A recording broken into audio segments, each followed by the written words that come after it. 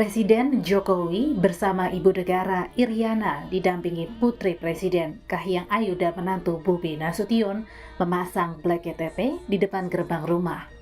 Blek KTP adalah bagian prosesi adat pernikahan Kaisang dan Erina sebagai simbol melindungi calon pengantin dan keluarga dari mara bahaya. Sementara di kediaman mempelai wanita Erina Gudono berlangsung prosesi upacara siraman. Ibu Erina mengawali prosesi upacara siraman dilanjutkan dengan Permaisuri Sri Sultan Hamengkubuwono X Gusti Kanjeng Ratu Hemas. Siraman Erina bernuansa hijau. Sahadat. Ini nuansanya adalah hijau, apa ini namanya kayak gini, hijau yang mirip-mirip gini, nanti ada ganti baju juga. Ada makna gitu nih?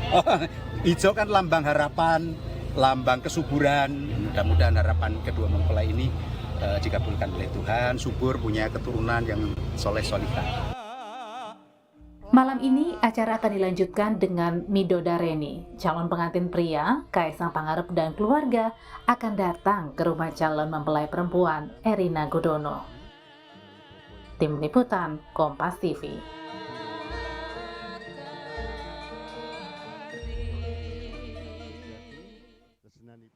Lebih lengkap memahami prosesi adat Jawa pernikahan Kaisang Erina akan kita tanyakan ke pengamat budaya Universitas Gadjah Mada, Jarod Heru Santosa. Selamat sore Mas Jarod. Selamat sore Mas, selamat sore Mas Iksan. Mas Jarod, nanti malam kan ada prosesi malam midodareni. Sebenarnya apa sih midodareni itu dan maknanya apa? Iya, midodareni itu dalam adat tradisi budaya Jawa, itu sebuah acara pranikah yang mungkin sudah ditunggu-tunggu. Biasanya ini menjadi puncak sebelum acara ijab kabul gitu Mas Iksan. Jadi ritual midodareni ini dilakukan biasanya di calon mempelai perempuan, kemudian dia berdiam diri di kamar, ditemani ibu dan kerabat-kerabat, khususnya biasanya kaum perempuan, sanak saudara begitu, sambil ya mungkin bersenda gurau atau apa itu menantikan sampai puncak malamnya. Malam midodareni ini biasanya dimulai jam 6 sore setelah maghrib itu sampai jam 00 gitu Mas Iksan. Kalau nyantri itu apa Mas bedanya? Oh ya, nanti malam pada waktu midodareni Mbak Erina ini nanti sekitar sore itu biasanya seperti tadi disampaikan oleh Mas Wigung IO itu keluarga mempelai laki-laki khususnya nanti Mas Kesang itu akan hadir di kediaman Mbak Erina nanti malam, tetapi memang belum boleh bertemu, ya belum dipertemukan secara langsung. Hanya Mas Kesang nanti hadir di keluarga Mbak Erina itu nanti untuk semacam nyantri itu berguru, kemudian nanti diberi nasihat-nasihat oleh keluarga, kalau biasanya oleh ayah sang mempelai perempuan begitu, atau yang dituakan dari keluarga mempelai perempuan, memberi nasihat-nasihat tentang kehidupan, tentang pernikahan, tentang kehidupan yang nanti akan ditempuh selama pernikahan atau besoknya akan melakukan pernikahan itu nanti apa yang akan dilakukan. Itu nyantri, jadi itu termasuk salah satu metode belajar secara tradisional di Jawa atau mungkin juga di dalam adat budaya lain Mas Iksan. Gitu. Tapi nyantri itu antara kedua belah keluarga, tidak mempertemukan kedua calon pengantin berarti Mas? Iya betul, mempertemukan dua keluarga. Belum boleh nanti malam itu Mas Kesang bertemu dengan Mbak Erina, itu belum boleh. Kadang-kadang mengintip gitu itu juga ya itu hal yang kadang-kadang dalam hal praktisnya mungkin bisa dilakukan, tapi harusnya tidak boleh. Nyantri itu bertemu calon pengantin laki-laki, sowan kepada keluarga pengantin perempuan dan minta nasihat atau wejangan. Itu intinya Mas Iksan. Gitu. Ini jadi keluarga belum boleh juga bertemu, nanti belum boleh ya. Okay.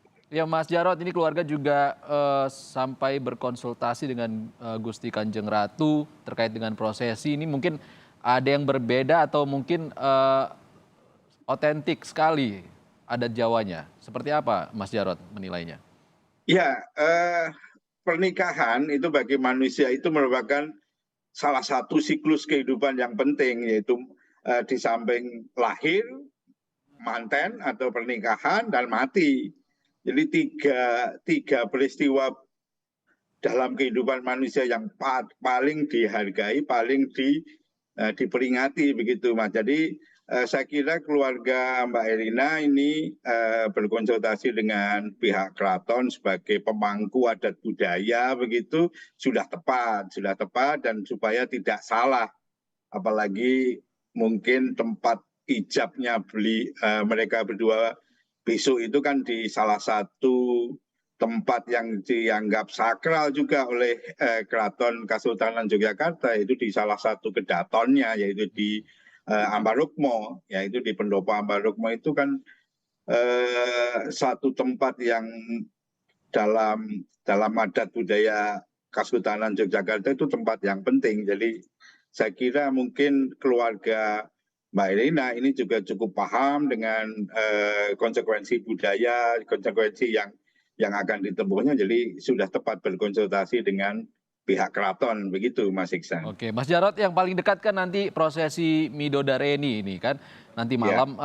Momen penting atau nilai penting yang nanti bisa diambil oleh kedua mempelai itu apa?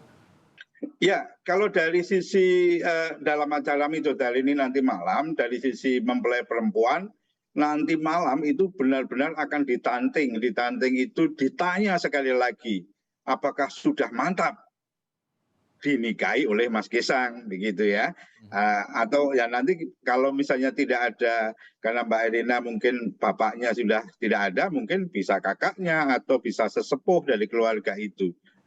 Yang paling afdol itu ya kakaknya. Ya nanti kita tunggu siapa yang nanti menanting itu menanyakan lebih dalam kepada Mbak Erina apakah sudah siap betul secara mental. Nah, sebaliknya nanti Mbak Erina akan menjawab kalau sudah siap, dia akan siap dan juga akan meminta restu kepada orang tua, meminta maaf karena kan nanti akan meninggalkan dalam tanda kutip keluarga untuk mengarungi kehidupan rumah tangga bersama Mas Gesang. Sementara di mempelai laki-laki itu Mas Gesang itu nanti momennya juga cukup penting karena dia nanti akan mendapat wejangan dan mendapat nasihat dan juga seperti mendapat izin yang paling puncak untuk segera menikahi salah satu putri atau keluarga mempelai perempuan tersebut, begitu Mas Iksan. Baik, terima kasih Mas Jarod sudah berbagi